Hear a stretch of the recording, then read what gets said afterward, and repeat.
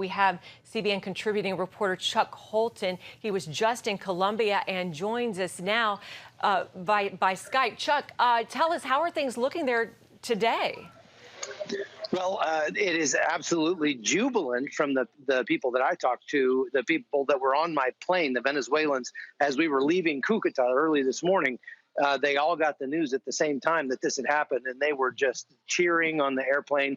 But I can tell you that yesterday and over the last couple of days on the border town of Cucuta, I've been meeting with members of the Venezuelan military who defected back on January 23rd when the aid got burned there.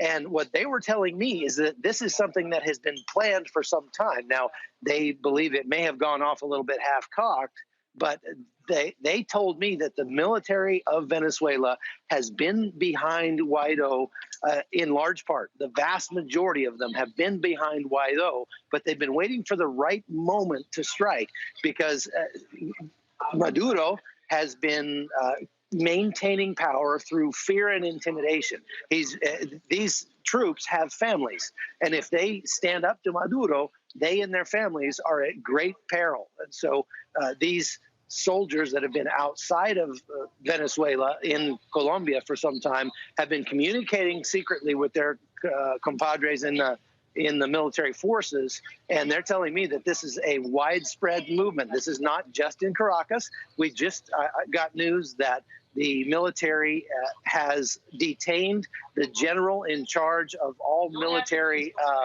industry in a town called Maracay, which is quite far from Caracas. They've arrested that guy, and there are other uprisings around the country right now.